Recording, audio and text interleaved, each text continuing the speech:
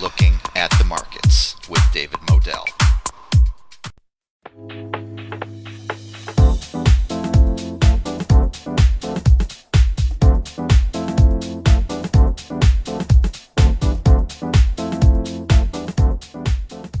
Hello and welcome to Looking at the Markets with David Modell. I'm super excited to bring you opportunities in the markets and the experts, the world's leaders and mavericks, and people who are taking startups to new levels so that the world can be a better, healthier place, and maybe, just maybe, we can all profit from it.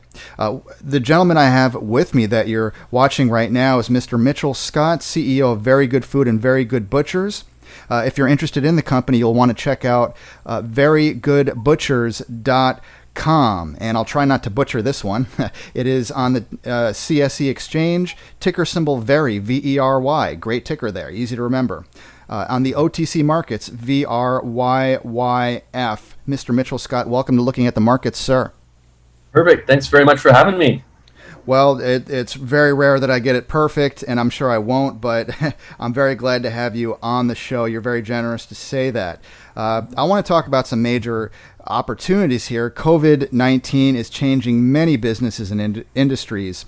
It's forcing them to change fundamentally. You're in the foods business, both with retail restaurant locations, a butcher shop, wholesale to major chains and online sales, along with running a newly listed stock. So what is your schedule like? And do you think that there are opportunities in this crisis for entrepreneurs such as yourself? Yeah. In terms of schedule, it changes day to day. It's a little hectic sometimes, but it's good, I like being busy.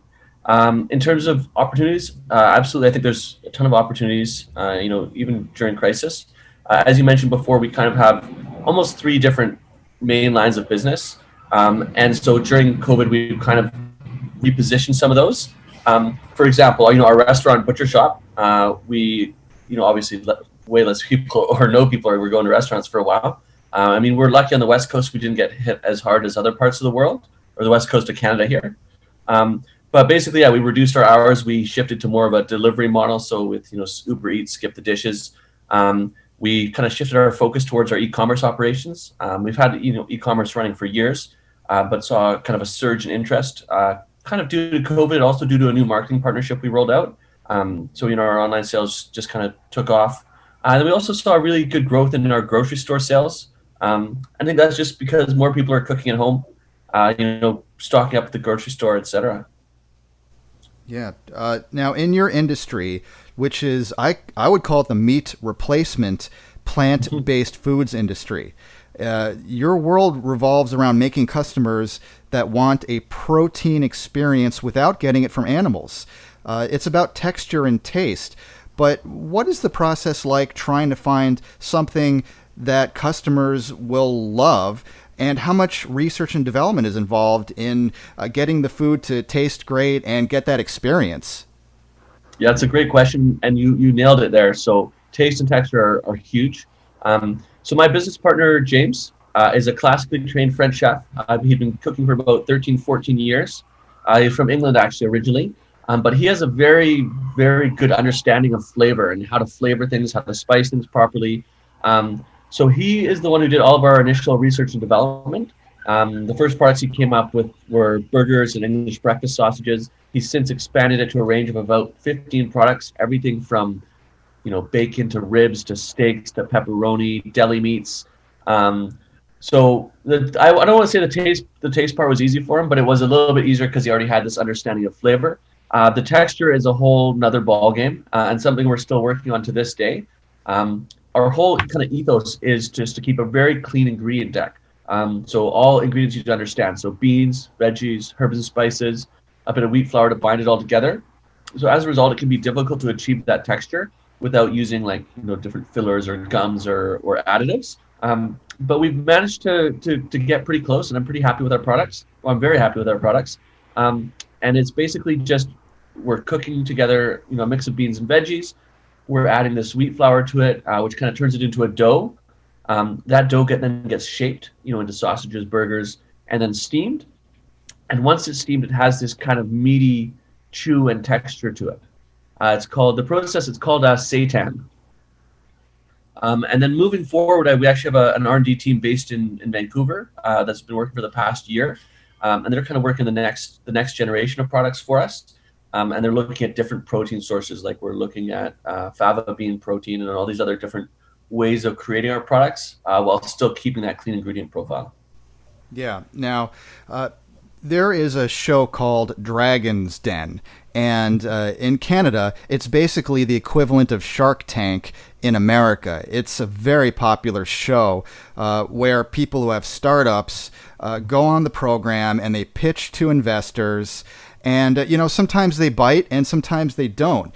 So how much do you think the Dragon's Den investors are crying right now over not pulling the trigger on this opportunity, this company early on? What do you think? Yeah, I think they might be kicking themselves a little bit. Just as, I guess, a bit of backstory. So we were on Dragon's Den, I want to say a couple years ago. We filmed in April, and I think it aired in, I want to say December of 2018 probably. It was a Christmas special. And we had a great kind of experience on the show. We had offers from 5 of the 6 dragons. I think they kind of got excited and were bidding against each other. We ended up doing a handshake deal for $750,000 plus $1 million interest-free loan for 10% of the company. So valuing us at $7.5 million at the time, which was a great valuation for us back then. And unfortunately, we went through a due diligence process. And after it was all said and done, they decided not to invest. Well, they ended up offering something much lower than what they'd agreed to on TV. So we kind of walked away from the deal and were able to raise at that same valuation through a crowdfunding. So I think now, seeing the valuation now at 100 over north of 100 million, they're probably kicking themselves for not getting in at 7.5, a year and a half ago. But hey, I mean, I think this show is more of an entertaining kind of businessy show than a serious show about deal making. Like from what I've heard, something like 80 to 90% of the deals on these shows end up falling through afterwards. Yeah, absolutely. Once again, I'm speaking with Mr. Mitchell Scott, CEO of Very Good Food and Very Good Butchers. If you want more information, please visit verygoodbutchers.com. If you're interested in the stock on the CSE exchange, Very, VERY, on the OTC markets, VRYYF. And I want to know, as somebody who's interested in this sector, how much growth and demand is there for your products, and where do you think the company is going to be in, let's say, 12 months or even 24 months? Yeah, absolutely. So I think the whole space has just been taking off over the past few years. There's a ton of demand. There's a ton of interest in plant-based eating, for multiple reasons, ethical, environmental, health, and just the products are getting so good. It almost, you're not really missing out on anything, right? Some of these products are so good. And in terms of where I think in terms of demand, we've been production limited since day one. We have a waiting list of grocery stores that want to carry our product. We're having to cap the amount of online orders we take, and we're doing everything we can to scale up our production as quickly as possible to keep up with this kind of demand and to access that pent-up demand. In 12 months to a year, so we've got 2 kind of major projects we're working on right now, both related to making more products so that we can meet this demand. One is in Vancouver. So we're in Victoria, the west coast of Canada. So it's a 10,000 square foot facility. It's going to be our new headquarters. It's going to be about 7,000 feet of production space. Currently, we've got about 4,000 feet in Victoria. It's going to be a butcher shop, restaurant, test kitchen, R&D lab, office space.